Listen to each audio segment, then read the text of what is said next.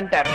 నేను రామచంద్రమూర్తికే సర్వకాలముల యందు సేవ చేసిన దాననైతే, రాముణ్ణే మనసులో పెట్టుకున్న దాననైతే, నాకు భాగ్య విశేషం మిగిలి ఉంటే, రాముడికి నా మీద ప్రేమ ఉంటే, సుగ్రీవుడు నన్ను మళ్లీ తీసుకెళ్లి రాముడితో కలపడం యథార్థమైతే, హనుమ యొక్క తోటకి నిక్షేపింపబడిన అగ్నిహోత్రము చల్లబడుగాక. అమ్మవారి పాతివ్రత్య శక్తి అగ్నిహోత్రం తోక మీద వెన్నముద్ద పెట్టినట్టయిపోయింది. స్వామి చూసుకున్నారట, ఏమిటో తోట కాలడం మాని మండలం మాని వెన్నపూసలా ఉందనుకున్నారట.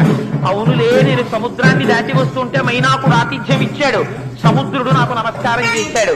రామచంద్రమూర్తి పేరు చెప్తే, సీతమ్మ తల్లి పేరు చెప్తే ప్రకృతిలో ఉపకరించని ఏదుంటుంది.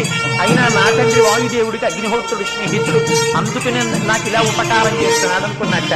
అనుకుని మహానుభావుడు ఈ లంకా పట్టణాన్ని కాల్చి అగ్నిహోత్రుడికి సంతర్పణ చేసి అయితే మొదట ఎవరింట్లో పెట్టాలని చూశారు.